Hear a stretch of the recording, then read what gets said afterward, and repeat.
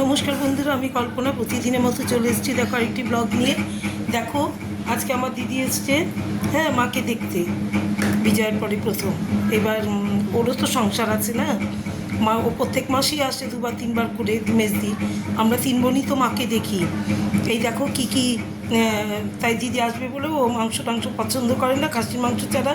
খাসির মাংস আনিনি, এই জন্য কাতলা মাছ দেখো রান্না করে কীটা দেখো।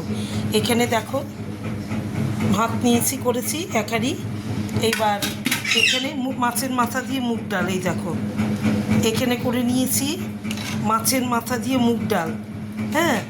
আর এখানে আলু ভাজা, এই দেখো আলু ভাজা গোল গোল করে, আর বেগুন ভাজা, এর উপরে আবার তো গোলমরিচের গুঁড়ো ছিটিয়ে দিয়েছি। আর এখানে করেছি দই কাতলা, এই দেখো এখানে করে নিয়েছি দই কাতলা, কাতলা মাছ দিয়ে দই দিয়ে। কালকে রেখেছিলাম কাতলা মাছ, কাতলা দই কাতলা করেছি।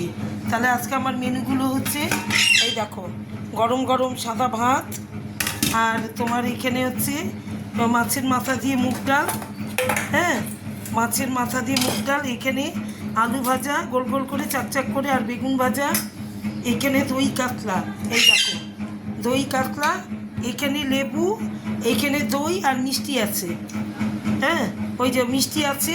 এখানে কত সন্দেশ নিয়ে নিয়েছি, মিষ্টি আছে, রসগোল্লা আছে। তাহলে আজকে আমার মেনুগুলো এই। তা তোমরা একটু কমেন্ট করে জানিও কার কার পছন্দ দই কাতলা। তাহলে আমাকে একটু কমেন্ট করে জানিও, কার কার দই কাতলা পছন্দ। তাহলে শুভ দুপুর, টাটা, সবাই ভালো থেকো, সুস্থ থেকো, টাটা।